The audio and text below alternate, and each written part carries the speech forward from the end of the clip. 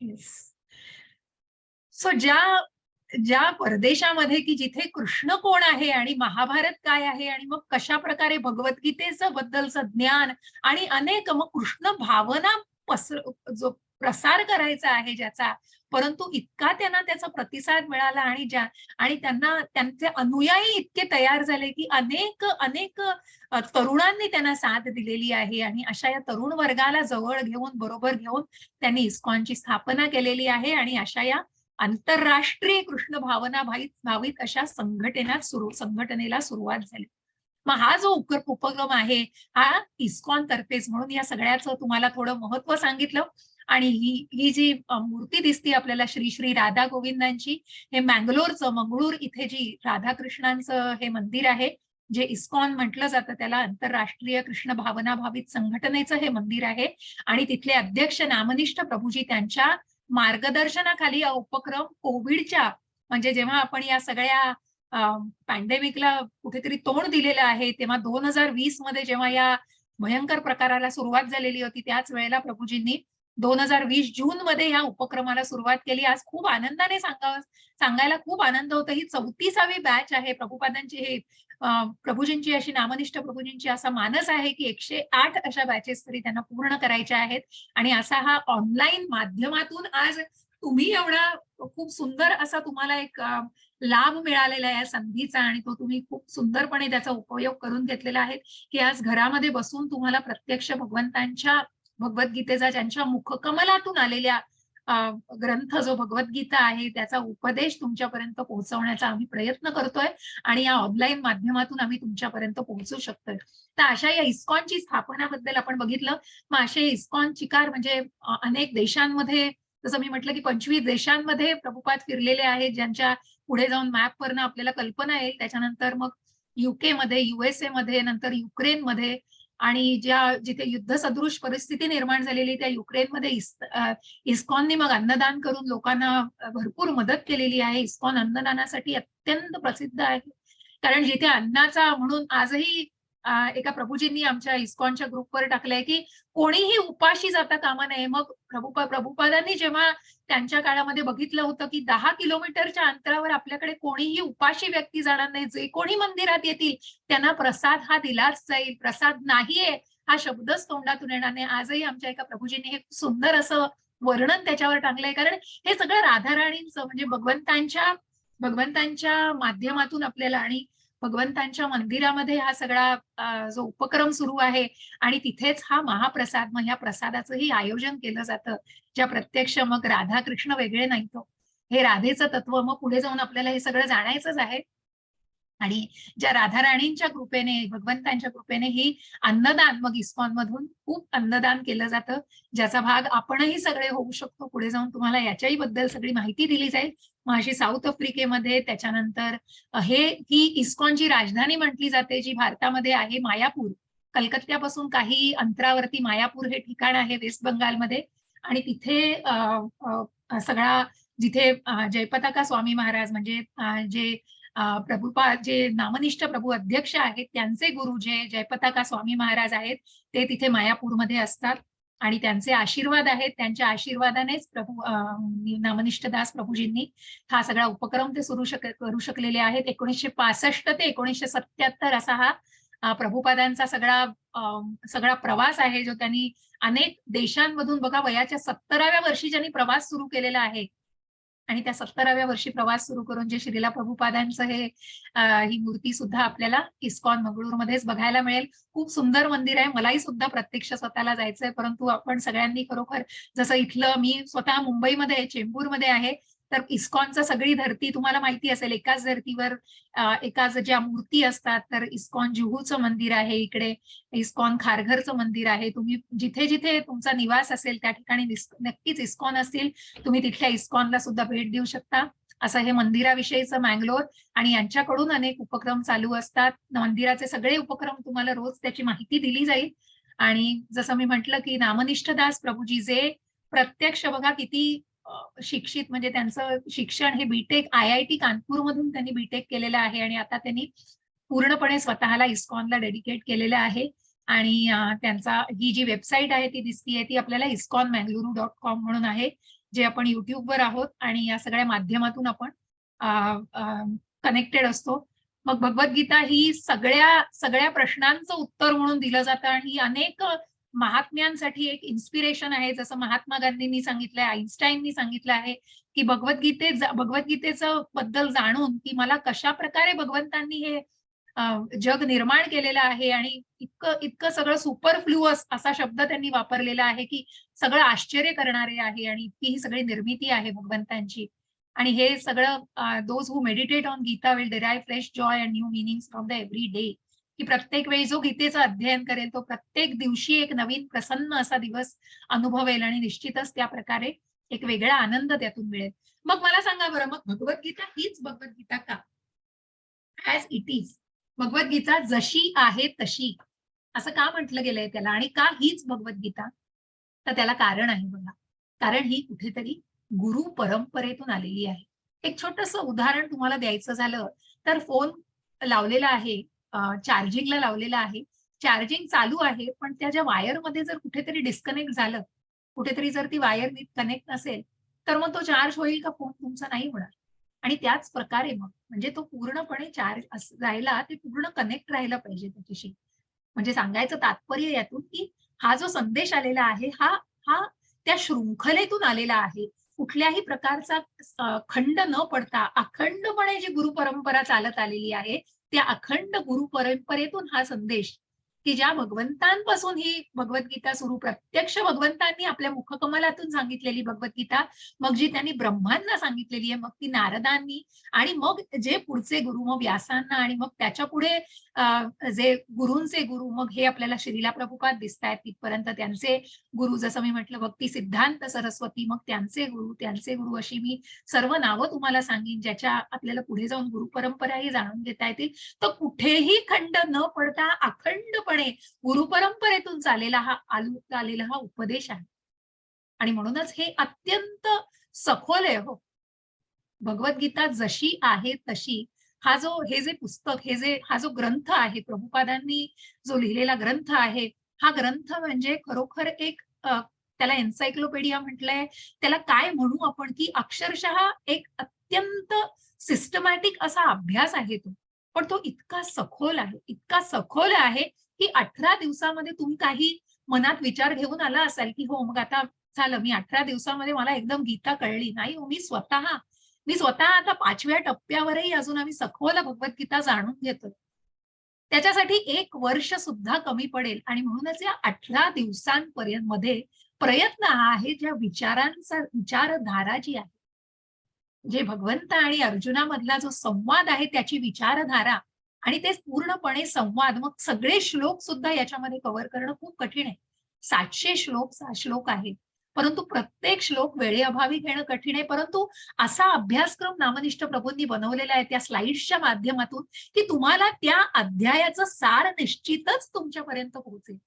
मग पहिला अध्याय, मग पहिले 6 अध्याय काय सांगतात, मधले 6 अध्याय काय सांगतात, शेवटचे 6 अध्याय काय सांगतात, आणि त्या गीतेचा तात्पर्य आणि तो उपदेश, प्रत्येक अध्यायाचा सार, मग त्या तात्पर्याला वाचून तुम्हाला, आणि म्हणून मग तुम्हाला कुठेतरी तयार करण्यासाठी, मग जेव्हा तुम्हाला कुठेतरी ती विचारधारा तुमच्या मनामध्ये तुम्ही आत्मसात कराल, तेव्हा निश्चितच स्वतःला पुढच्या टप्प्यावरती मार्गदर्शन घेण्यासाठी मार्गस्थ करू शकाल. आणि तोच आमचा अगदी प्रामाणिक प्रयत्न आहे तुमच्यापर्यंत पोहोचण्याचा.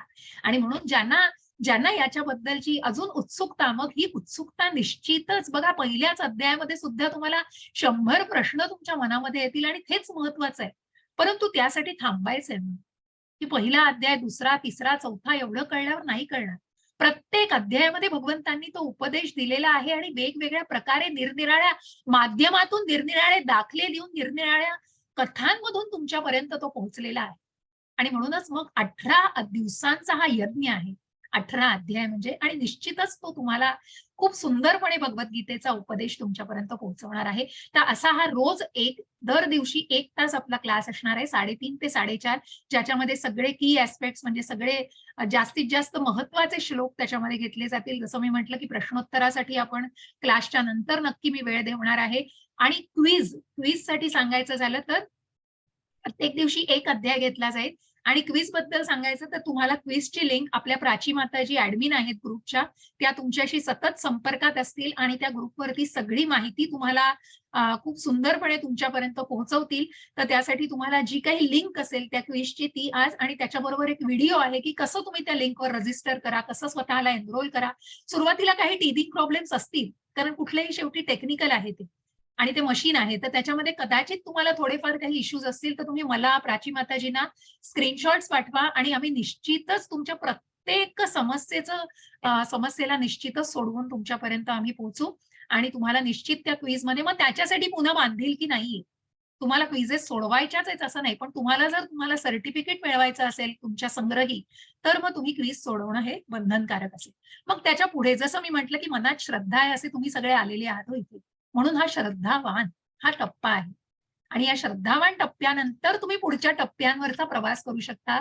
जो कृष्ण सेवक, कृष्ण साधक, श्रीला प्रभुपाद आश्रय, श्री गुरुचरण आश्रय, हरिओम इनिशिएशन, हरिनाम इनिशिएशन, मग ब्राह्मण इनिशिएशन, मग दीक्षा घेतली जाते. तिथपर्यंत या सगळ्या पातळ्या आहेत. अशा या सगळ्या प्रवास आहे. हा सगळा आध्यात्मिक प्रवास सुरू होतो. कुठेतरी ही फक्त एक पहिली पहिली पायरी आहे तिथे पोहोचण्याची आणि म्हणूनच मग ज्यांना या आध्यात्मिक प्रवासामध्ये पुढे जायचं आहे, त्यानुसार त्यांनी स्वतःला तसं तयार करणं आवश्यक आहे. आणि त्याप्रकारे मग तुम्हाला पुस्तकं तुम्ही म्हणाल, मग हा कोर्सला आलेला आहात, तर तुम्हाला पुस्तकं घेणं गरजेचं आहे का? तर विकत घ्यायलाच पाहिजे असं नाही, तर तुम्हाला ही ई पुस्तकासाठी ही एक लिंक आहे. त्याच्यावर जाऊन तुम्हाला आणि आम्हीही आमच्या ग्रुपवर तुम्हाला भगवद्गीता पीडीएफ, मराठी पीडीएफ जशी आहे तशी हे प्रभुपादांचं जे भगवद्गीता आहे त्याचं पीडीएफ तुम्हाला शेअर केलं जाईल. त्याच्या व्यतिरिक्त काही फ्रिक्वेंटली आस्क्ड म्हणजे नेहमी विचारली जाणारी प्रश्न उत्तरं आणि आत्मसाक्षात्काराचं सेल्फ रिअलायझेशन असं एक पुस्तक आहे आत्मसाक्षात्काराबद्दल प्रभुपादांचं. आणि ही पुस्तकं तुम्हाला मिळू शकतील. मग ती सुद्धा तुम्ही विकतही घेऊ शकता. तुम्हाला जर वाटलं की तुमच्या घरी भगवद्गीता नाही आणि ती आपल्या संग्रही असावी, तर मग त्यासाठी तुम्ही या लिंकवर जाऊ शकता. त्याही लिंक तुम्हाला सगळ्या ग्रुपवर शेअर केल्या जातील. मग तुम्हाला जे काही त्यासाठी तेवढे पैसे आहेत, तेवढं तुम्ही ऑनलाईन पेमेंट करा.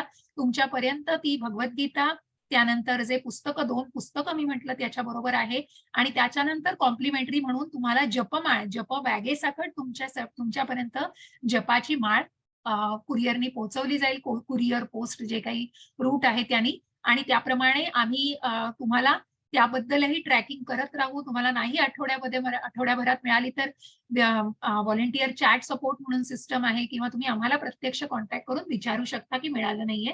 तर अशा या लिंक तुम्हाला सगळ्या पाठवल्या जातील. मग WhatsApp कंडक्ट म्हणजे WhatsApp कोड ऑफ कंडक्ट, कारण आपण या WhatsApp ग्रुपच्या माध्यमातून आपण जोडलेले राहणार आहोत. प्रत्येक मेसेज तुम्हाला WhatsAppवर शेअर केला जाईल. प्राची माताजी तुमच्या संपर्कात असतील. मीही स्वतः तुमच्या संपर्कात असेन आणि तुम्हाला जे काही रेकॉर्डिंग तुम्हाला याची मग खूप मनापासून तुम्हाला विनंती वजा सूचना आहे, की मग रेकॉर्डिंग्स पाठवण्याचा फक्त एकच कुठेतरी एक चांगला भाग असा आहे, की ज्यांना जमणार नाही जेन्युइनली, मग हे जे असं इंटरॅक्शन आहे तुम्ही मिस करा. आणि जे काही बोलण्याच्या मग कधी-कधी नाही रेकॉर्डिंग झालं तर तुमच्यापर्यंत पोहोचेल असं नाही, पण प्रयत्न असेल, की नक्की प्रत्येक दिवशी तुम्हाला रेकॉर्डिंग मिळेल. पण मला असं वाटतं, की प्रत्येकाने स्वतः जेव्हा पर्सनली तुम्ही अटेंड कराल, ते अटेंड करणं हे जास्त महत्त्वपूर्ण वाटेल मला. आणि मग तुम्हाला काही अडचणी आल्या, मग एखाद्याला ज्याला नाही जमत काही, त्यांनी निश्चितच ते रेकॉर्डिंग ऐकावं. आपलं YouTubeवर रेकॉर्डिंग जातं. तुम्ही निश्चितच तिथे ऐकू शकाल. आणि मग जसं मी म्हटलं, की WhatsAppवर मेसेज करताना मग तुम्हाला आम्ही WhatsApp ग्रुप आता ओपन करत नाही. सगळे अध्याय संपल्यानंतर प्रतिक्रियांसाठी आणि संपर्कासाठी मी तो ओपन करते थोडे 1-2 दिवसासाठी. पण आत्ता फक्त ॲडमिन्सच त्याच्यावरती मेसेज पाठवू शकतील. कारण काय होतं मग तुम्हीचे जसं आपण WhatsAppवर बघतो, अनेक म्हणजे नको म्हणणार नाही मी, पण अनेक मग इतर मेसेजेस पाठवले जातात. अनेक मग क्वेरीज, मग त्याच्यामध्ये सगळ्या त्या लपल्या जातात. म्हणून तुम्ही पर्सनली कॉन्टॅक्ट करू शकता. पण तुम्हाला मला वाटतं ज्या काही आहेत त्या क्लासमध्येच मला क्वेरीज विचारा प्रश्नांच्या माध्यमातून आणि त्याहून उपरही असलं तर मग निश्चितच संपर्क साधा. परंतु कुठल्याही प्रकारचा बेजबाबदारपणा आणि कुठल्याही प्रकारचं गैरवर्तन मात्र चालवून घेतलं जाणार नाही. म्हणजे मी तुम्हाला एक फॉर्मॅलिटी, मला माहिती आहे तुम्ही सगळे कृष्णसेवक म्हणजे तुम्ही सगळे श्रद्धावान या इथे उपक्रमासाठी आलेले आहात, त्यामुळे तो कुठलाहीच प्रश्न येत नाही. पण एक फॉर्मॅलिटी म्हणून मी या सगळ्या गोष्टी सांगते. तर मला खूप खात्री आहे की तुम्हाला या गोष्टींची गरज पडणार नाही. परंतु जे काही आहे ते योग्य नम्रतेने आणि योग्य प्रकारे ॲडमिन्सची किंवा जे काही संपर्क साधून तुम्ही ती मदत घ्यायचा प्रयत्न करा. आणि निश्चित तुम्हाला मी खात्रीने सांगते, की तुम्हाला जास्तच पण आम्ही जितकी जास्तीत जास्त माहिती तुमच्यापर्यंत पोहोचवण्याचा आमचा प्रयत्न असेल, की तुम्हाला कुठलेही प्रश्न पडायला नको. मग अनेक जणांनी आपले प्रतिक्रिया दिल्या आहे. तुम्हाला हे पी-डी-एफ शेअर केल्या जाणार आहे. त्यामुळे मी खूप त्याच्यावरती हे देत नाही. मग तुम्ही भगवद्गीता शिकायला आलेली आहात, तर ही साधी गोष्ट आहे, की मग तुम्ही निश्चितच एका ठराविक पोश्चरमध्ये असाल, की बसलेल्या म्हणजे कुणीतरी लोळून बघतंय, कुणीतरी मग एखादी जे खरोखर खूप वयस्कर असतील, ज्यांना खरोखर शक्य नाहीये ते जेन्युइनली वेगळं. पण आज तुम्ही भगवद्गीतेसारखा ग्रंथ, भगवंतांचा उपदेश जाणायला बसलेले आहात. तर निश्चितच अपेक्षा असेल, की तुम्ही योग्य अशा पोश्चरमध्ये बसला असाल. त्यानंतर मग तुमच्या सगळ्या प्रश्नांना उत्तरं दिली जातील. जसं मी म्हटलं, की तुम्हाला व्हॉलंटिअर चॅट सपोर्ट सिस्टम म्हणून असते 6 ते 12, सकाळी 6 ते रात्री 12, जिथे तुम्ही संपर्क साधू शकता या टॉक टूच्या माध्यमातून. त्याच्यानंतर वेबसाईट आहे आपली, त्याच्यावरती संपर्कात असू शकता आणि प्रत्यक्ष तुम्हाला WhatsApp नाही, ॲडमिन नाही, मी स्वतः टीचर किंवा काही संपर्क आले प्रत्यक्ष नामनिष्ठ प्रभूजींनी त्यांचं जीमेल सुद्धा दिलेलं आहे. कुठलाही भक्त त्यांना डायरेक्ट जाऊन त्यांच्या मेलवरती त्यांना कनेक्ट होऊ शकता. तर प्रभूजी सगळ्यांसाठी खूप प्रभूजी अत्यंत मोकळेपणाने सगळ्यांशी बोलतात आणि ज्यांना कोणाला पण शक्यतो प्रभूजींना त्रास दिला जात नाही. म्हणजे अगदी आवश्यक असेल तरच त्या गोष्टी प्रभूजींपर्यंत जातात आणि त्यांच्या मार्गदर्शनाखालीच ह्या सगळ्या उपक्रम जसं मी म्हटलं चालू आहे. त्यानंतर डोनेशनबद्दल मग जशा आपल्या सेवेबद्दलच्या जे अध्यायांमधनं आपण जाणणार आहोत, तेव्हा तुम्हाला या डोनेशन्सच्या सगळ्या लिंक कुठेतरी आपण म्हणतो कृतज्ञतेचं एक टोकन म्हणून मग कुणालाही याच्यासाठी सक्ती नाहीये, परंतु सदिच्छेने, स्वेच्छेने तुम्ही हे करू शकता. कारण ही कृतज्ञ हा मोफतच चालू राहणार आहे. तुमच्या पुढच्या टप्प्यांवरचा अभ्यासही तुम्ही सगळा मोफतच करू शकणार आहात. परंतु कुठेतरी तुम्हाला कृतज्ञतेची भावना म्हणून नेहमी निश्चितच ह्या दान स्वरूपामध्ये मग सांगायला खूप आनंद होतोय, की नामनिष्ठ प्रभूजींचं एक सुंदर असं स्वप्न पूर्ण होतंय आणि त्यांचं मंदिर मंगलोरला बांधलं जातंय आणि त्या मंदिरासाठी सध्या खूप जोरदार असा सेवा चालू आहे आणि आपण दक्षिणा आणि त्याच्यासाठी डोनेशन्स जमवणं चालू आहे. प्रत्यक्ष प्रभूजी त्या मोहिमेवरती आहेत, की जेणेकरून भगवंतांचं हे मंदिराच्या माध्यमातून त्यांना खूप छान असा उपक्रम तिथे प्रत्यक्ष पण सुरू करायचा आहे, की ज्याने भक्तांना त्याचा तिथे प्रत्यक्ष मग ऑफलाईन आणि प्रत्यक्ष असा सगळ्यांबरोबर तिथे राहून आणि अनेक गोष्टी मग खूप बऱ्याच गोष्टी आहेत ज्याचा तुम्हाला ग्रुपवर सुद्धा अपडेट्स दिल्या जातील. तर अशा या मंदिराच्या बांधणीसाठी पण तुम्ही नक्कीच मदत करू शकाल तुमच्या इच्छेने. मग ह्या सगळ्या कुठेतरी हल्ली आपण जे बघतो भौतिक जगामध्ये, की अनेक विकृत प्रकारचे लोकं असतात, की ज्या अनेक विकृत माध्यमातून मग ह्या कुठेतरी अर्थार्जन करायच्या माध्यमात मागे असतात. मग त्यानुसार ते कुठल्यातरी स्पॅमर्स आणि कुठल्यातरी फ्रॉड साइट्स घालतात, फेक साइट्स घालतात. पण मग तुम्हाला ही ऑफिशियल साइट दिली जाईल, ज्याच्यावर इस्कॉनचाच पूर्णपणे पत्ता आणि तुम्हाला खात्रीने तुम्ही ॲडमिनशी ते पूर्णपणे खात्री करा आणि मगच पुढे जा. आणि मग आपली ही वेबसाईट आहे, जसं मी म्हटलं इस्कॉन बंगलोरची, त्याच्यावरती आपण संपर्कात असतो. तिथे सगळी तुम्हाला बरेच जण तुम्ही Facebook, Twitter, त्यानंतर Instagram, त्यानंतर WhatsApp या सगळ्या माध्यमातून जोडले गेले असाल. जसं मी क्विझबद्दल म्हटलं, तसं क्विझवरती पण अनेक 12 भाषांमधनं आपला हा उपक्रम चालू आहे आता. आजपासून जो सुरू झालेला आहे. हिंदी, इंग्लिश आणि आधी सुरुवात झालेली त्याचे जवळ-जवळ 3-4 वर्ग दररोज चालू असतात. मराठीचे आपले 2 हे प्रौढांचे 2 वर्ग आहेत. माझा आत्ताचा 3:30चा वर्ग आणि 7 वाजता मुग्धामाताजी एक वर्ग घेतात आणि त्यानंतर युथ 16 ते 25 या वयोगटासाठी सुद्धा आपण रात्री 9चा एक वर्ग चालवतो आणि मुलांसाठी एक खास सुंदर 4 वाजता वर्ग चालवतो. असे 4 वर्ग आता आपले चालू आहेत तुमच्या सगळ्यांच्या माहितीसाठी आणि तुम्हाला 4ही वर्गांच्या लिंक्स तुमच्याशी शेअर केल्या जातील, की तुम्हाला जर आवश्यकता वाटली तुमच्या मुलांना रजिस्टर करायचंय, त्याच्यावरती पाठवायचंय, तर निश्चितच तुम्ही त्या माध्यमातून जोडले जाऊ शकता. आणि मग हे सगळं रजिस्ट्रेशनच्या साइटवर होतं. त्यानंतर आता मग हे सगळी माहिती दिल्यानंतर मी जसं म्हटलं, की मी पहिली जी प्रार्थना म्हटली, ती सगळी तुम्हाला पाठवणार आहे मी आणि ती प्रार्थना म्हटल्यानंतर हा महामंत्र म्हटलेला आहे मी. चैतन्य महाप्रभू ज्यांची गौर पौर्णिमा, ज्यांचा उद्या अपीअरन्स डे आहे, ज्यांची जयंती आहे उद्या गौर पौर्णिमा, ज्या दिवशी प्रत्यक्ष चैतन्य महाप्रभू जे कृष्णाचेच अवतार, ज्यांनी हा महामंत्र या पृथ्वी तलावर सुमारे 500 वर्षापूर्वी हा महामंत्र हरे कृष्णाचा महामंत्र पृथ्वी तलावर आणलेला आहे, जे प्रत्यक्ष भगवंतांचेच अंश होते, भगवंतांचेच अवतार होते. अशा चैतन्य महाप्रभूंनी मग त्यांचं, त्याच्याच बरोबर नित्यानंद प्रभू, की जे त्यांचेच पुढे आपण म्हणतो ना विस्तार, आणि त्याच्यानंतर त्यांच्या आंतरिक शक्ती, मग राधाराणी, नारद मुनी, शिव यांचे जे अवतार, मग जो मी मंत्र म्हटला, श्रीकृष्ण चैतन्य प्रभू नित्यानंद, ज्याच्यामध्ये चैतन्य महाप्रभू, नित्यानंद प्रभू, श्री अद्वैत गदाधर आणि श्री वासादी, असे ज्यांचे विस्तार, ज्यांची ही आंतरिक शक्ती आहेत भगवंतांच्या, आणि जे श्रीवासादी आहेत, जे कुठेतरी भक्तांचं नेतृत्व करतायत, अशा सगळ्यांचं स्मरण करून आपण मग त्या महामंत्राला म्हणायला सुरुवात करतो. अशा त्या महामंत्राला 108 वेळा म्हटल्यानंतर एक माळ पूर्ण होते. म्हणून प्रत्येक माळेच्या आधी हा महामंत्र म्हटला जातो, आणि हा महामंत्र म्हटला जातो. आणि या महामंत्राने म्हटल्यानंतर मग हा पंचतत्व मंत्र म्हटल्यानंतर मग महामंत्र म्हणायला सुरुवात केली जाते. आणि मग महामंत्र 108 वेळा म्हणून झाल्यानंतर जर पुढच्या माळा करायच्या असतील, याबद्दलही मी माहिती तुम्हाला पुढेही देईन.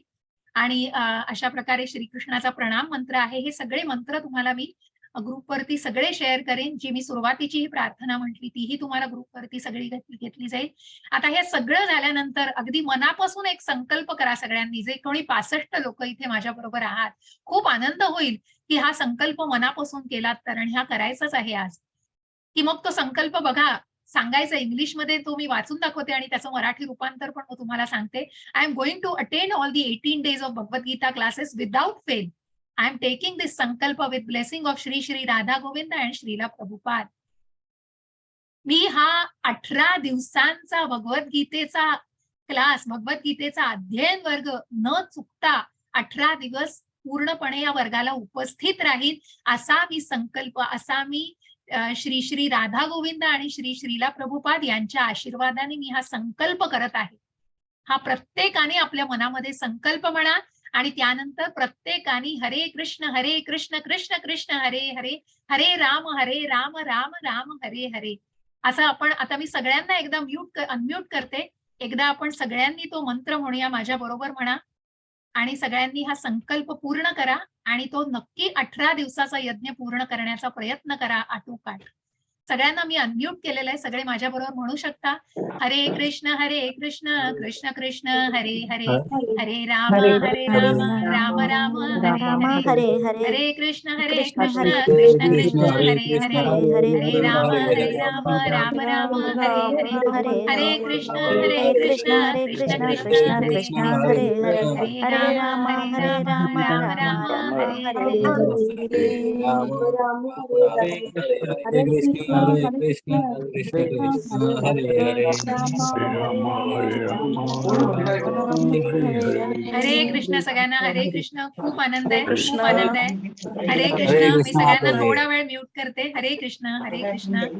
खूप आनंद आहे. सगळ्यांनी खूप प्रामाणिक, अगदी मनापासून सगळ्यांनी तो संकल्प केलेला आहे, आणि सगळ्यांनी सुंदर असा महामंत्राचा 3 वेळा आपण जप केलेला आहे. तर असा हा संकल्प, 18 दिवसांचा यज्ञ पूर्ण करण्याचा संकल्प, मला खात्री आहे की तुम्ही सगळेच पूर्ण कराल. आणि याच्या पुढे आपण जातो आहोत. काही प्रश्न उत्तरं असतील, आणि ती प्रश्न उत्तरं खूप सोपी आहेत, म्हणजे खूप साधारण कॉमन विचारली जाणारी आहेत. तर मी खूप त्याच्या खोलात जात नाही, कारण आपल्याला पुढच्या अध्यायाला पहिल्या सुरुवात करायची आहे. हे PDF जे आहे हे तुम्हाला प्राची माताजी ग्रुपवरती शेअर करतील. तुम्ही सगळ्या या प्रश्न उत्तरामधनं जाऊ शकता, आणि त्या प्रश्नांची उत्तरं पण दिलेली आहेत. त्याच्यामुळे तुम्हाला त्याची उत्तरं इंग्लिशमध्ये कळतील. नाही कळली तर मला तुम्ही उद्या पुन्हा विचारा, आणि नाहीच तुम्हाला त्याच्यातले काही मुद्दे कळले, मग झूम लिंक कशी, मग साधे साधे खूप सोपे प्रश्न आहेत की क्वेश्चन आन्सर तुम्ही मग मी कुठलाही आध्यात्मिक आधी प्रवास केलेला नाहीये, तरी पण मी हा भगवद्गीतेचा ग्रंथ समजू शकेन का? तर अगदी निश्चित त्याच्यासाठी संस्कृत येण्याची आवश्यकता नाही. मग मला ही पुस्तकं विकतच घ्यायला पाहिजेत का? असं कुठलीही सक्ती नाहीये. तुम्हाला स्वतःला इच्छा असेल तर तुम्ही भगवद्गीता विकत घेऊ शकता. ती तुम्हाला निश्चितच मराठीमध्ये, हिंदी, इंग्लिश या सगळ्या लँग्वेजेसमध्ये त्या मंदिराच्या साईटवर जाऊन तुम्हाला उपलब्ध आहेत. त्याच्याबरोबर तुम्हाला जी जपमाळ, म्हणजे जपाचं मी तुम्हाला महत्व सांगितलं, त्या जपाच्या बॅगमध्ये ती जपमाळ असते, आणि ती तुम्ही त्याचा जप करू शकता. अशा प्रकारे मग तुम्हाला हे सर्टिफिकेट मिळतं 18 दिवसांनी. मग त्याच्यासाठी जी क्विज सोडवली जाते, त्याच्यासाठी तुम्हाला 50% मग 80% तरी तुम्हाला मिळवावे लागतात. मग तुम्ही अनलिमिटेड वेळा, कितीही वेळेला तुम्ही पुन्हा ती क्विज, मग तुम्हाला वाटतंय 10 मार्क मिळेपर्यंत, 10 पैकी 10 मार्क मिळेपर्यंत तुम्हाला जर ते क्विज सोडवायची असेल तर तुम्ही सोडवू शकता. मला 1 मिनिट द्या.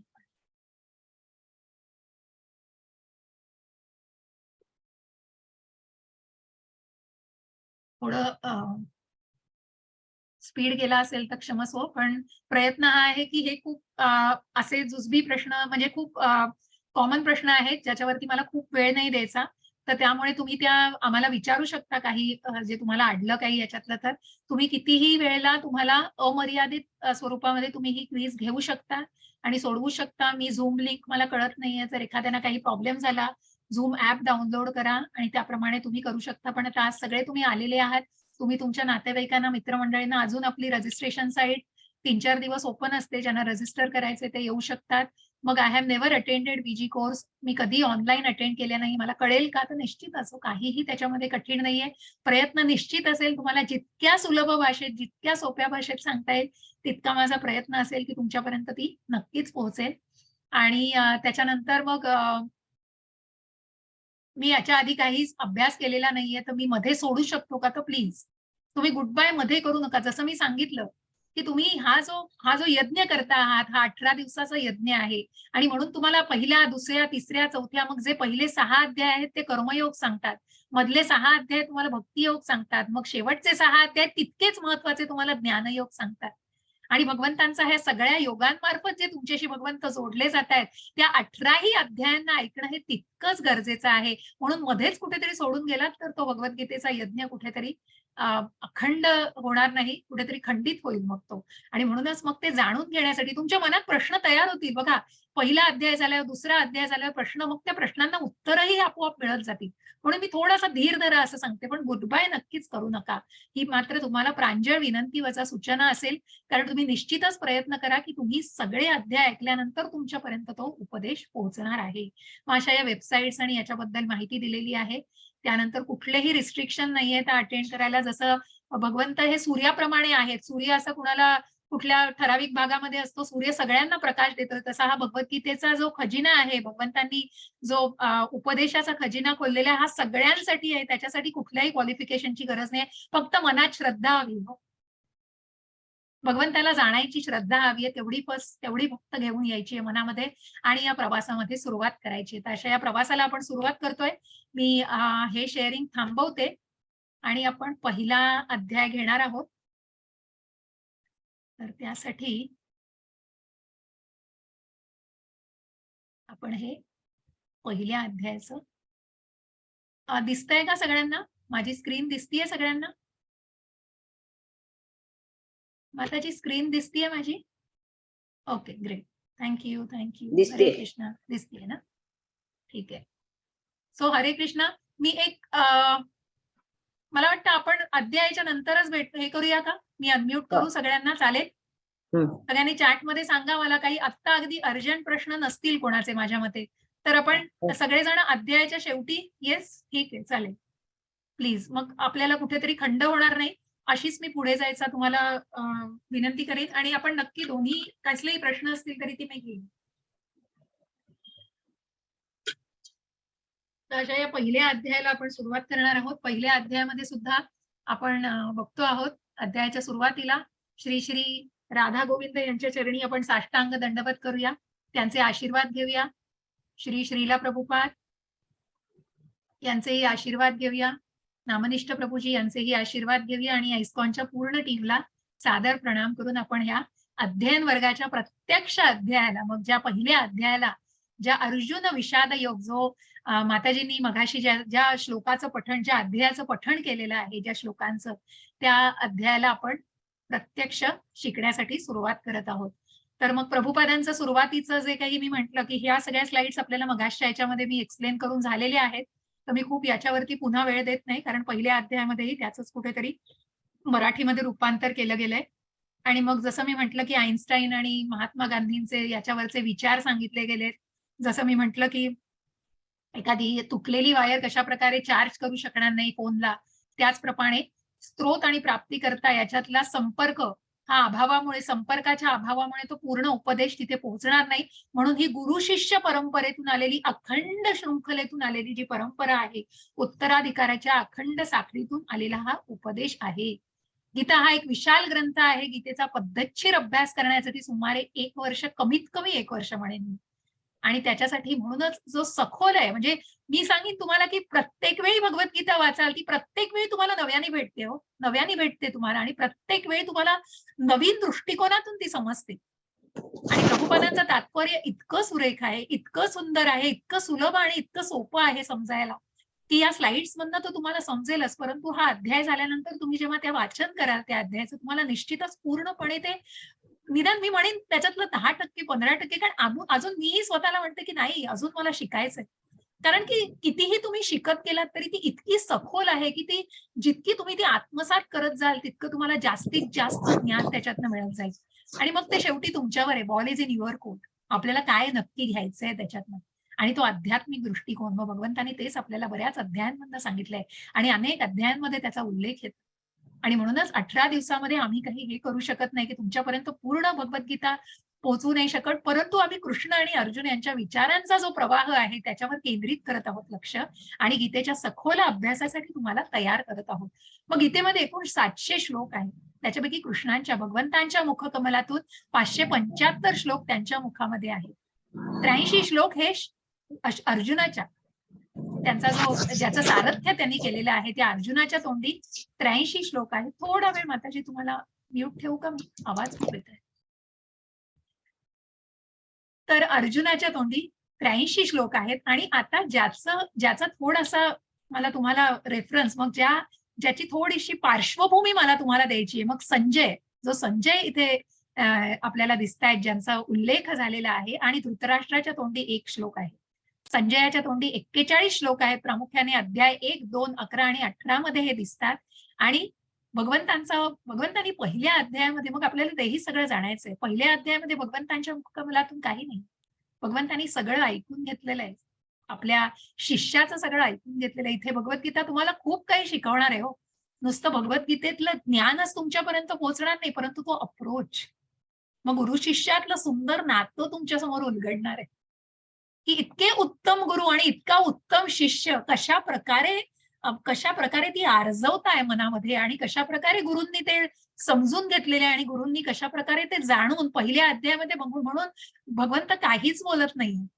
भगवंत सगळं ऐकून घेतायत आणि दुसऱ्या अध्यायापासून भगवंतांनी सांगायला सुरुवात केली. आणि म्हणूनच आपल्याला या सगळ्या श्लोकांना मग जिथे संजयाची पार्श्वभूमी थोडी सांगायची आहे, की मग ह्या भगवद्गीतेला कुठे सुरुवात झाली? तर ही कुरुक्षेत्रावरती सुरुवात झाली. मग हे सगळं तर आपल्याला जाणायचंय. या सगळ्याच्या बरोबर आपल्याला कुरुक्षेत्राबद्दल मग मी थोडीशी माहिती स्वतःहूनच देते. या सगळ्या पुढे जायचंच आहे. मग ज्या महाभारताचा हा जो भाग आहे, भगवद्गीता हा जो ग्रंथ आहे, भगवद्गीता हे गीत आहे. भगवद्गीता म्हणजे काय? मुलांना सांगताना मी मुलांना जेव्हा भगवद्गीता त्यांचे वर्ग घेतले, भगवंतांनी गायलेलं गीत आहे हो सुंदर. भगवंतांनी सुंदर असे ज्या श्लोकांमधनं आपल्यापर्यंत पोहोचवलेलं आहे, हे भगवंतांनी गायलेलं गीत आहे आणि हा या महाभारताचा एक भाग आहे. आणि महाभारत जे व्यासांनी लिहिलेलं आहे, तर व्यासांनी ही दिव्य दृष्टी धृतराष्ट्रांना देऊ केलेली. मग हे कुरुक्षेत्रावरती घडलेलं महायुद्ध आहे. आणि या महायुद्धामध्ये कौरव आणि पांडव यांच्या विरुद्ध हे झालं. मग ज्याची गोष्ट तुम्हाला साधारणपणे माहितीच असेल, की पंडू राजाचे 5 पांडव आणि धृतराष्ट्राचे पुत्र कौरव. आणि या कौरवांमध्ये आणि पांडवांमध्ये हे युद्ध झालेलं आहे. मग जो धृतराष्ट्र ज्याच्या तोंडी पहिलाच श्लोक आहे, तो किती द्वेषी, कपटी आणि कशी भावना आहे हे तुम्हाला पहिल्याच अध्यायात कळणार आहे. परंतु त्या धृतराष्ट्राचा जो अत्यंत आपण म्हणतो ना अत्यंत काय म्हणतात त्याला एकदम खात्रीचा आणि अत्यंत प्रामाणिक असा सेवक, प्रामाणिक असा सचिव संजय. धृतराष्ट्र हा जन्मांध आहे आणि धृतराष्ट्राला राज्य देऊ केलं गेलं होतं पंडूच्या निधनानंतर. परंतु पंडूच्या निधनानंतर हे राज्य पण जन्मांध असल्यामुळे तू हे राज्य सांभाळायचं आहेस आणि पंडूचे पुत्र जेव्हा ते योग्य वयाचे होतील आणि जेव्हा समजुतीचे होतील तेव्हा त्यांना ते राज्य परत करायचं आहे. परंतु किती कपट होतं बघा राजाच्या मनामध्ये आणि म्हणून ते पुढे जाऊन आपल्याला बघायचंय अध्यायामध्ये. पण सांगायचा उद्देश या संजयांबद्दल आणि या धृतराष्ट्र जन्मांध असल्यामुळे मग जेव्हा कुरुक्षेत्रावरती युद्धाला सुरुवात झालेली आहे, तेव्हा हे युद्ध अगदी युद्ध जसंच्या तसं प्रत्येक क्षणाचं ज्यांनी वर्णन आपल्या राजापर्यंत पोहोचवलंय तो संजय. आणि असा हा संजय जो सचिव होता धृतराष्ट्रांचा, तो अत्यंत प्रामाणिक आणि विश्वासू सचिव. आणि म्हणूनच या संजयाला दिव्य दृष्टी देऊ गेली होती, की मग मी काय बघून करणार? कारण मला माझे पुत्रही ओळखता येणार नाहीत. त्या धृतराष्ट्राला जर दिव्य दृष्टी देऊ केली, तर त्याची काहीच हे नव्हतं त्याला. म्हणून त्यांनी सांगितलं, की संजयाला ही दिव्य दृष्टी दिली गेली व्यासांकडून आणि संजयाला, की बघा कसं संजयाचं तिथे कुठेतरी स्थान होतं, की ज्यांनी भगवंतांचा अर्जुनाचा संवाद त्यांच्यापर्यंत ज्यांनी विश्वरूपाचं दर्शन घेतलेलं आहे आणि ज्यांनी या भगवद्गीतेचा पूर्ण ज्याचे साक्षीदार ज्याचा ज्यांनी पूर्णपणे उपदेश ज्यांच्यापर्यंत पोहोचलेला आहे, अशा संजयाच्या तोंडी हे 41 श्लोक आहेत, जे आपल्या राजाला हे सगळं बऱ्याच गोष्टी सांगतायत. आणि ज्या धृतराष्ट्राच्या तोंडी फक्त एकच पहिला श्लोक आहे. अशी ही भगवद्गीता. मग या भगवद्गीतेमध्ये आपल्याला काय आढळणार आहे? तर जसं मी म्हटलं, की 18 अध्याय आहेत. 18 अध्यायामध्ये विभागणी केली गेली आहे 6, 6, 6. 6 अध्याय हे कर्मयोग सांगतायत, 6 अध्याय भक्तियोग सांगतायत. काय आहे ते पुढे सांगणार आहे मी. भक्ती काय आहे, कर्म काय आहे आणि ज्ञान काय आहे. मग कर्मयोग, कर्मातून भक्ती, भक्तीतून भक्ती आणि त्यासाठी लागणारं ज्ञान हे ज्ञानयोगातून घ्यायचं आहे. आणि म्हणून तो कर्मयोग, भक्तियोग आणि ज्ञानयोग असा आपण 18 अध्यायांमधून शिकणार आहोत. मग त्याचे 700 श्लोक आहेत, ज्याचं मी आता विभाजन तुम्हाला दाखवलं. आणि या प्रत्येक श्लोकांमध्ये मग पूर्ण अध्यायांमध्ये मग मग जोडणं म्हणजे काय? हो, योग. मग हा भक्तियोग, कर्मयोग, ज्ञानयोग तुम्हाला भगवंतांशी जोडतोय. योग, योग म्हणजे भगवंतांशी जोडलं जाणं. आणि म्हणूनच भगवंतांनी प्रत्यक्ष आपल्या मुखकमलातून दिलेला हा उपदेश, ज्याच्यामध्ये मग तुम्हाला ज्या ज्या ठराविक गोष्टींचा उल्लेख प्रत्येक अध्यायामध्ये होणार आहे, की ह्या बेसिक 5 गोष्टी आहेत, की ज्याची संलग्नता जाणायची, ज्याचा संबंध जाणायचा आहे. मग ज्याच्यामध्ये प्रत्यक्ष ईश्वर, जे प्रत्यक्ष भगवंत, ज्यांचं मनमोहक श्यामसुंदर रूप आपल्याला समोर दिसत आहे. हातात बासरी आहे, डोक्यावर मोराचं पीस आहे, असं सुंदर जे ऐश्वर्याने नटलेलं परिपूर्ण असं रूप आहे भगवंतांचं. असे ईश्वर ही प्रकृती. मग प्रकृती म्हणजे काय हो? ही सगळी आपली मटेरियल, आपण या भौतिक प्रकृतीमध्ये जगतोय, ही प्रकृती. प्रकृतीनंतर जीव, जीव म्हणजे आपण 84 लक्ष योनीतून ज्यांचा प्रवास चाललेला आहे, त्याच्या प्रत्येकामध्ये सजीव, ज्याला जीवात्मा म्हटलेलं आहे, प्रत्येकामध्ये आत्मा आहे असा जीवात्मा, अशा या प्रत्येकाला जीव म्हटलेला आहे.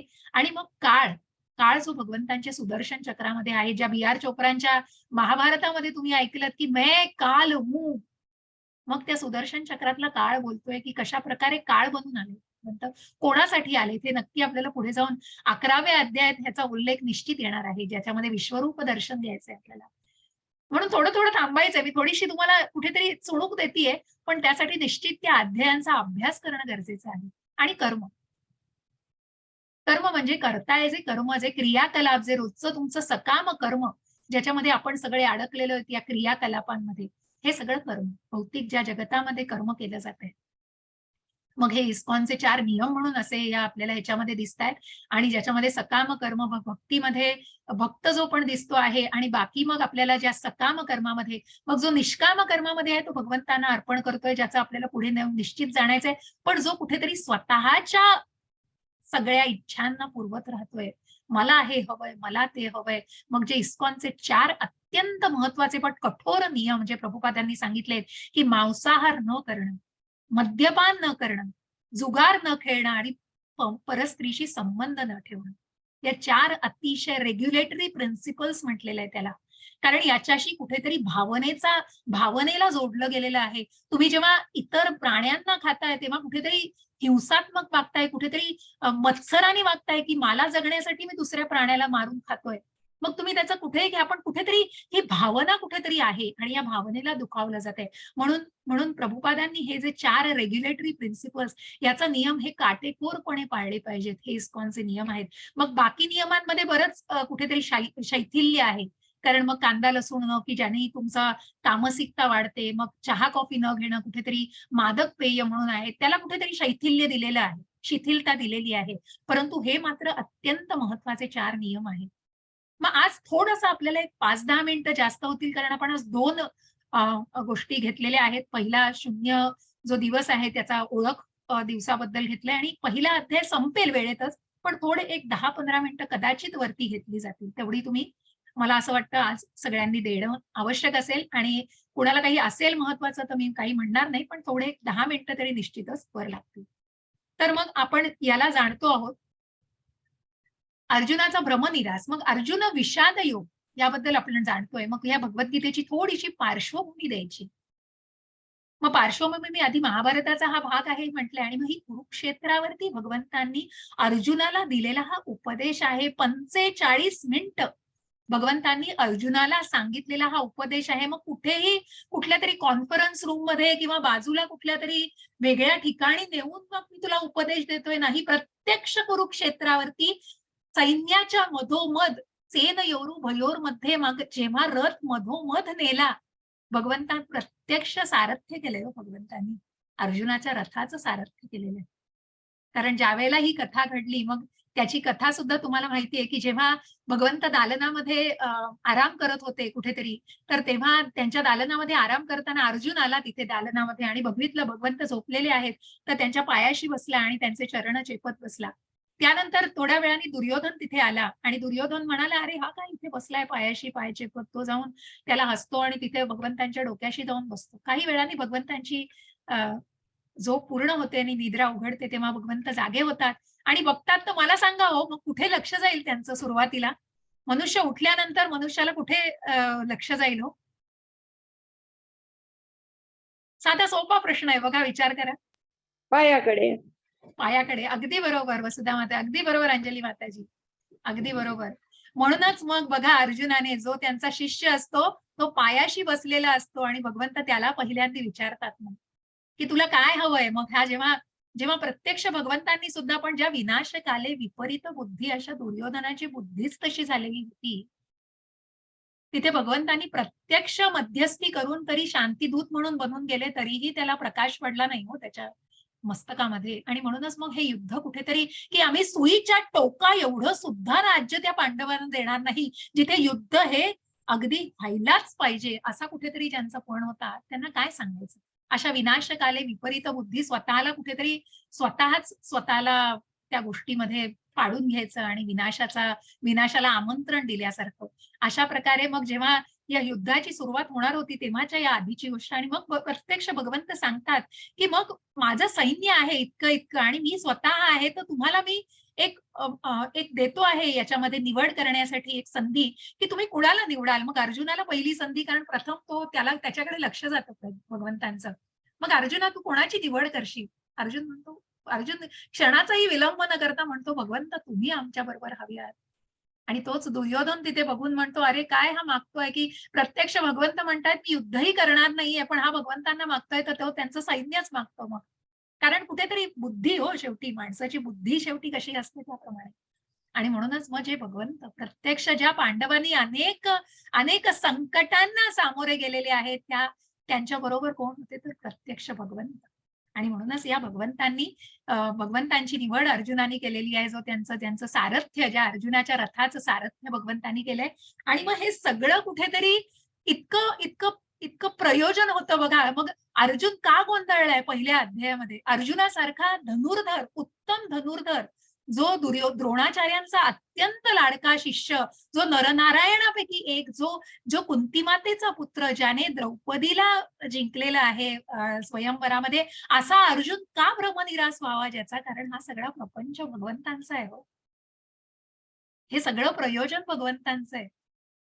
मग हा अर्जुन हा पहिला श्रोता असला तरी हा उपदेश आपल्यासाठी आलेला आहे. आणि म्हणूनच भगवंत प्रत्येकाला अगदी येऊन सांगू नाही शकत आणि आपली इंद्रियही तितकी सदोष आहे तो आपली इंद्रिय. भगवंत प्रत्यक्ष येऊन आपल्याला उपदेश दिला तरी आपल्याला कळेल की नाही शंका आहे, आपल्याला कळणारही नाही. आणि म्हणूनच भगवंत समोर येऊन उभे राहिले तरी आपल्या ओळखण्याची आपली तेवढी सदोष आपली इंद्रिय आहेत. आणि म्हणूनच भगवंतांनी हा उपदेश आपल्यापर्यंत अर्जुनाच्या माध्यमातून पोहोचवलेला आहे. आणि म्हणूनच तो सगळ्यांच्या हितासाठी असा असलेला भगवद्गीतेचा उपदेश आपण जाणणार आहोत. आणि जिथे भगवंतांना जेव्हा अर्जुनाने भगवंतांना विनंती केली, तेव्हा अशा ठिकाणी रथ नेऊन उभा ठेवला होता, की जिथून त्यांचे पितामह, त्यांचे द्रोणाचार्य, त्यांचे गुरु त्यांना अगदी व्यवस्थितपणे दिसतील, तिथेच कुठेतरी अर्जुनाचं मन डळमळीत झालेलं आहे. आणि म्हणूनच अशा ठिकाणी का भगवंतांनी, कारण हे सगळं प्रयोजन आहे हो. ही सगळी भगवंतांची लीला आहे आणि म्हणूनच अर्जुनाच्या माध्यमातून हा उपदेश आपल्यापर्यंत आलेला आहे आणि परिणामी ही भगवद्गीता 45 मिनिटं कुरुक्षेत्रावर बोलली गेली, जिथे अर्जुनाने आपली शस्त्र ठेवून दिलेली आहे. आणि म्हणून असा हा प्रवास जो भगवद्गीतेचा आहे हा अत्यंत टप्प्याटप्प्याने, जसं मी आपल्या टप्प्याला सांगितलं श्रद्धावान आणि पुढे जाऊन, तसंच ही सखोल भगवद्गीता जाणण्यासाठी टप्पे आहेत. मग अत्यंत सुंदर असं हे महात्म्य दिलेलं आहे, गीता महात्म्य. सर्वोपनिषदो गावो दोग्धा गोपाल नंदनः पार्थो वत्सः सुधीर भोक्ता दुग्धम गीतामृतम महत्.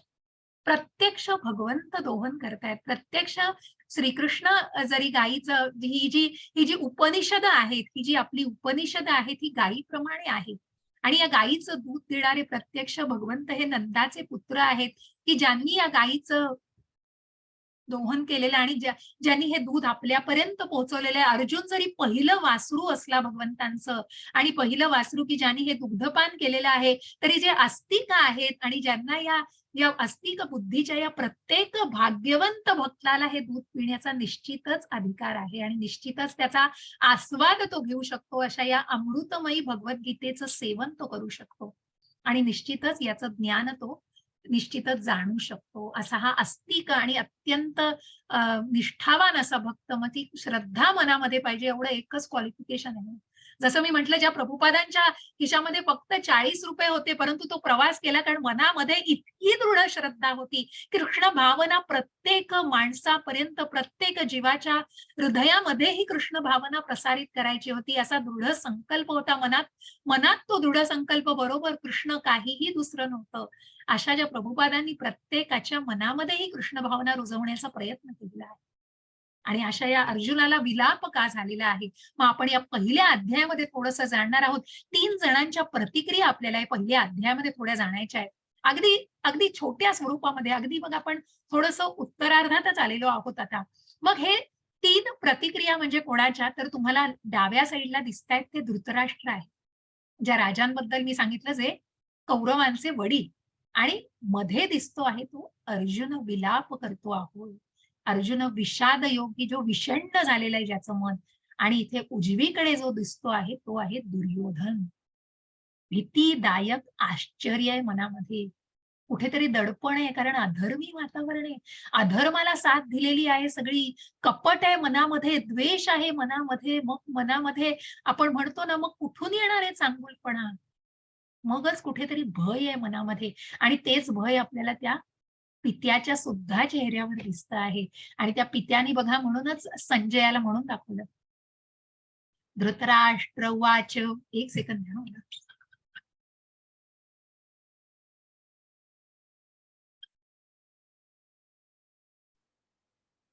धृतराष्ट्र उवाच धर्मक्षेत्रे कुरुक्षेत्रे समवेतायुयुत्सवः मामकः पांडवाश्चैव किमकुर्वत संजय. मग बघा काय म्हणतायत बघा, धर्मक्षेत्र कुरुक्षेत्र, धर्मक्षेत्रासारखं इतकं पवित्र ठिकाण बघा, कुरुक्षेत्रासारखं. हे धर्म म्हणजे काय, तर कुठेतरी आपण बघा आपले धार्मिक विधी करताना दूध उतू घालवतो, बरोबर, आणि ते शुभ मानलं जातं, त्या प्रसंगासाठी ते शुभ मानलं जातं. त्याचप्रमाणे हे धर्मक्षेत्र अत्यंत पवित्र असं ठिकाण आहे. आणि त्या ठिकाणी बघा, याच्या मनामध्ये, धृतराष्ट्रांच्या मनामध्ये जो प्रश्न आलेला आहे, संजयाला विचारतायत, मामकः पांडवाश्चैव. बघा की समवेता म्हणजे सगळे तर युयुत्सव, सगळे एकत्र आलेले आहेत, पण त्याच्यामध्ये मामका, माझे पुत्र आणि पांडूचे पुत्र. बघा तसं दुधामध्ये लिंबू पिळल्याप्रमाणे किंवा दुधात मिठाचा खडा टाकल्याप्रमाणे ते विचार आहेत धृतराष्ट्राचे. आणि म्हणून स्वतःच्या पुत्रांना आणि पांडूच्या पुत्रांना वेगळं संबोधलेलं आहे आणि असं वेगळं काढलेलं आहे. आणि म्हणून मग ज्या युद्धाच्या ठिकाणी तिथे युद्ध नाही करणार तर कोण काय करणार आहे, मग काय मनात शंका आलेली आहे. आणि म्हणून त्या शंकेला कुठेतरी की काय होणार, मग या धर्मक्षेत्रासारख्या पवित्र ठिकाणी कुठेतरी पांडवांचं मनातला परिवर्तन तर होणार नाही. जिथे प्रत्यक्ष भगवंत आहेत आणि जिथे पांडवांसारखे दैवी स्वरूपाचे जे स्वभावाचे आहेत, त्या दैवी स्वभावाच्या लोकांना मग कुठेतरी त्यांच्या मन तर पालटणार नाही आणि म्हणून मग कुठेतरी युद्ध होईल की नाही हा संशय मनामध्ये आल्यामुळे किमपूर्वत संजय हा प्रश्न त्यांनी विचारलेला आहे आपल्या सचिवाला. काय करता आहे असा प्रश्न यायचं गरजच नव्हती ज्याच्या मनामध्ये. पण कुठेतरी द्वेष मनामध्ये, कपट, पांडवांविषयी वाटणारी मत्सराची भावना, आपल्याच भावाच्या पुत्रांविषयी वाटणारी मत्सराची भावना किती खेदजनक आहे हे सगळं. आणि त्याच दुर्योधनाने बघा, जेव्हा जेव्हा दृष्टद्युम्नाने मग ज्या द्रुपदाच्या मुलांनी इतकी सुंदर सेना रचलेली होती, मग सेना अत्यंत कमी सैन्य असलं तरी द्रोणाचार्यांना दुर्योधन हा प्रश्न विचारतोय. मग ज्या द्रोणाचार्यांचं कुठेतरी द्रुपद राजाशी थोडं वैर होतं, परंतु म्हणून त्यांनी दृष्टद्युम्न त्यांच्या पुत्राला मात्र कुठल्याही प्रकारचा दुटप्पीपणा केला नव्हता. तितकंच निपुण केलेलं होतं त्यांनी आपल्या शिष्याला. आणि म्हणूनच त्या शिष्याने कशा प्रकारे रचना केलेली होती की हे आचार्य तुमचं बुद्धिमान शिष्य द्रुपद पुत्र याने कौशल्याने रचलेली ही विशाल सेना बघा. कुठेतरी अशा भयापूर्वक आश्चर्याने तो म्हणतोय की काय होणार मग आता बघा जाऊन की किती सुंदर अशी रचना केली आहे. द्रोणाचार्यांसारख्या आपल्या गुरुला तो अशा प्रकारे विचारतायत. किती कशा प्रकारे मनात बघा किती पाप आहे, मनात किती द्वेष आहे आणि अशा प्रकारची आश्चर्यजनक भीतीची भावना सगळी मनामध्ये. आणि मग इथे कुठेतरी युद्धाला सुरुवात होतीये. त्यासाठी जसं आपण म्हणतो, मी म्हटलं दूध उतू जाणं जसं धार्मिक कार्यांमध्ये आपण शुभ मानतो, त्याचप्रमाणे शंख फुंकले जात आहेत आणि शंख फुंकून कुठेतरी शंख निनादांनी युद्धाला सुरुवात होती आणि ते शंख प्रत्यक्ष भगवंतांचा शंख, त्यानंतर अर्जुनाने शंख फुंकलेला आहे. पांचजन्य देवदत्त असे शंख मग ज्या भीष्मांनी शंख फुंकलेला आहे कौरवांच्या पक्षामधून आणि मग सगळ्या पांडवांनी सुद्धा आपले शंख फुंकलेले आहेत. सघोषोधार्त राष्ट्राणाम हृदयानी व्यदारयत नभश्च पृथिवीं चैव तुमुलोऽभ्यनुनादयन्. हरे कृष्ण माताजी. हरे कृष्ण. हा विविध प्रकारचा शंख निनाद वाढतच गेला. या निनादाने आकाश व पृथ्वीदल दुमदुमून गेले आणि धृतराष्ट्र पुत्रांची हृदये विदीर्ण झाली. हरे कृष्ण. हरे कृष्ण माताजी. बघा की कशा प्रकारे या निनादांनी अख्खी म्हणजे सगळं पृथ्वीतल कुठेतरी दुमदुमून गेलं, आकाश पृथ्वीतल. परंतु पांडवांचं याच्यामध्ये कुठल्याही प्रकारची मन विदीर्ण नाही, पण त्या धृतराष्ट्र पुत्रांची मात्र हृदय विदीर्ण झाली कुठेतरी. कारण मनात अधर्म हो, मनात द्वेष, ज्या विरुद्ध पक्षामध्ये हे सगळं होतं. मग जिथे ज्याला कुठेतरी द्रोणाचार्य आणि भीष्म पितामह सुद्धा त्याच पक्षात होते. कारण कुठेतरी अर्थाच्या माध्यमातून ज्या राजाला साथ देण्यासाठी ज्यांनी दुर्योधनाला साथ दिली, तिथे भर सभेमध्ये ज्या द्रौपदीचं वस्त्रहरण केलं होतं तिथे ते अक्षरशः तोंड बांधून गप्प बसले होते. अशांनी मग त्या कौरवांच्या पक्षामध्ये कुठेतरी साथ दिलेली आहे. आणि म्हणूनच मग त्या पांडवांनी आणि सर्वांनी जेव्हा शंखनाद केलेला आहे तेव्हा कौरव पुत्रांची मात्र त्या धृतराष्ट्र पुत्रांची हृदय मात्र विदीर्ण झाली आहेत. परंतु ह्या सगळ्याचं म्हणजे 18व्या अध्यायात आपण जाणणारच आहोत. परंतु पहिल्याच अध्यायामध्ये हे अगदी अगदी काय म्हणतात ना त्याला, अगदी निश्चित आहे की हा विजय धर्माचाच आहे. जिथे प्रत्यक्ष भगवंत आहे, ज्या अर्जुनाचं सारथ्य भगवंत करतायत. मग ज्या तात्पर्यामध्ये तुम्ही वाचाल, मग हे तुम्हाला क्विज ज्यांना सोडवायचे त्यांनी निश्चित लक्षात ठेवा कारण. मग ही जी 9 कारणं सांगितलेली आहेत, ही 9 कारणं म्हणजे या विजयाची कारणं आहेत. या विजय पताका लागलेली आहे शेवटी. आणि ती विजय पताका लागण्याचं काय आहे, कारण काय आहे, तर ती पहिल्याच अध्यायामध्ये नमूद करण्यात आलेली आहे. पहिलं महत्वाचं कारण म्हणजे धर्मक्षेत्र. अशा ठिकाणी हे युद्ध झालं ते पवित्र धर्मक्षेत्र आहे. दिव्य रथ जो अग्नीकडून अर्जुनाला दिलेला आहे, असा दिव्य रथ. त्यानंतर कपिध्वज बघा, ध्वजावरती तुम्हाला इथे दिसेल की हनुमंताचं चिन्ह आहे.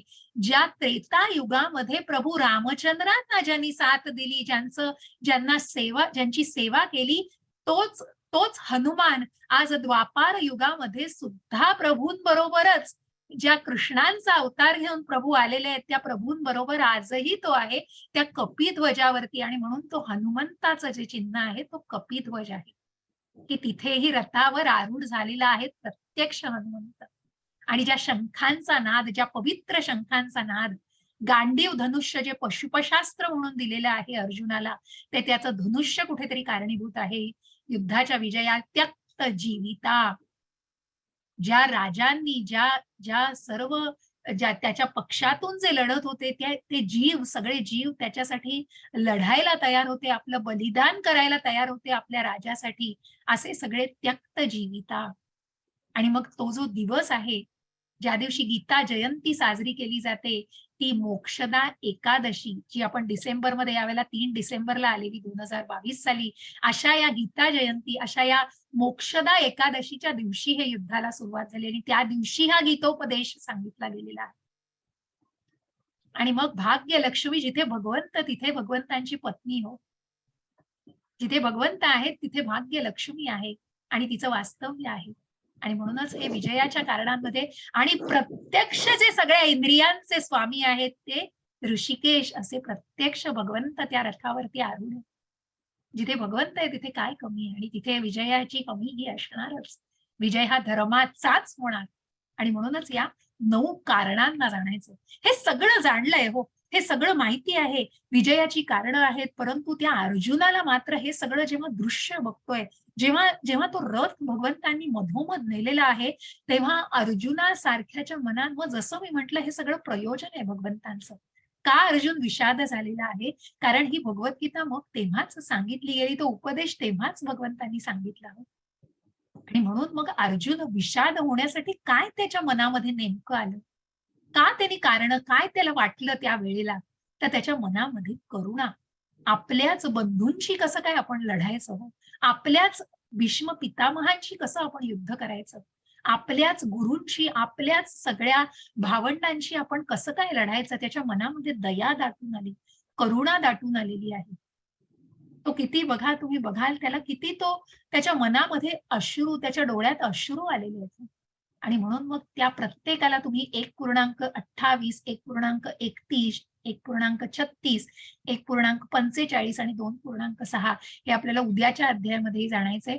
आणि म्हणून मग कशा प्रकारे कारणीभूत झालेला आहे विषाद होण्यासाठी. मग पहिलं कारण जे मनामध्ये दया दाटून आलेली आहे, दुसरं कारण त्याला आनंद वाटत नाहीये. जरी मी हे युद्ध जिंकलो तरी मी माझ्याच भावंडांना मारून आणि त्यांच्याशी युद्ध करून मला नाही आनंद वाटत आहे, मला युद्ध करावंसं नाही वाटत आहे त्यांच्याशी. आणि मी जेव्हा हे युद्ध करताना माझ्याच गुरूंशी युद्ध करीन, मी जर माझ्याच पितामहांना ठार मारलं, माझ्या गुरूंना मारलं, तर ते गुरुहत्येचं मला पाप लागेल आणि मी यांच्या हत्येचं पाप कसं काय डोक्यावर घेऊ, आणि मला हे पापी भावना वाटतेय मनामध्ये. आणि या सगळ्यामध्ये, या युद्धामध्ये कुठेतरी जेव्हा हे जीव गमावले जातील, त्यांच्या कौटुंबिक परंपरांचं काय, मग त्यांचे वंश पुढे कसे जाणार आहेत, काय होणार त्यांचं, या सगळ्यांनी त्याचं मन अतिशय विषण्ण झालेलं आहे आणि त्याची बुद्धी झालेली आहे असमंजस. आणि म्हणून ही अर्जुन विषाद होण्याची 5 कारणं आपल्याला सगळ्यात शेवटी, पण अत्यंत महत्वाची, की ज्या 5 कारणांना इथे सुरुवात झालेली आहे आणि त्या 5 कारणांना आपल्याला उत्तर उद्याच्या अध्यायामध्ये, दुसऱ्या अध्यायामध्ये जाणायची. मग भगवंत उपदेशाला उद्याच्या अध्यायापासून सुरुवात करतायत. आज भगवंतांनी सगळं ऐकून घेतलेलं आहे. पहिला अध्याय भगवंत सगळं जाणून घेत आहेत आपल्या शिष्याकडून, आणि मग उद्याच्या अध्यायापासून आपल्याला भगवंतांचा उपदेश जाणायचा आहे. आणि इथे आपला प्रथमोध्याय समाप्त होतोय. थोडीशी ओळख, मंदिराची ओळख, मंदिराच्या उपक्रमासंबंधित माहिती आणि पहिला अध्याय असा आज पूर्ण करण्याचा प्रयत्न केलेला आहे. म्हटल्याप्रमाणे 15 मिनिटं थोडी जास्त घेतलेली आहेत. उद्यापासून आपले अध्याय बरोबर 4:30ला संपतील. 3:30ला एक्झॅक्ट सुरू होईल. माताजी 3:10, 3:15ला अध्याय वाचन सुरू करतील आणि 3:30ला आपला अध्याय रोज बरोबर सुरू होईल. त्यामुळे वेळेचं कटाक्षाने पालन करण्याचा माझा काटेकोर प्रयत्न असेल आणि तुम्हीही त्याच वेळेला तिथे या. जर काही टेक्निकल इश्यूज आले तर ते पण आपण नक्कीच त्याचं लक्षात घेऊया. इति प्रथमोध्याय समाप्तः. कुठेतरी याचं संक्षिप्तता तुम्हाला दिलेली आहे. संक्षिप्त स्वरूपात काय धृतराष्ट्र म्हणतायत, मग ज्या दुर्योधन, धृतराष्ट्र आणि अर्जुनाचं जे आपण प्रतिक्रिया बघितली एकाच तिथल्या स्थितीबद्दल, की कशा प्रकारे त्या प्रसंगाबद्दलच्या प्रतिक्रिया कशा आहेत, मग अर्जुनाचे जेव्हा निरीक्षण केलेलं आहे तेव्हा त्याच्या मनामध्ये काय विचार आले, आणि या सगळ्याचं कुठेतरी आपल्याला उद्या जाणून घ्यायचे उत्तर. इति प्रथमोध्याय समाप्तः. मी आता तुम्हाला थोडा वेळ देते, मी शेअरिंग स्टॉप करते आणि मी रेकॉर्डिंग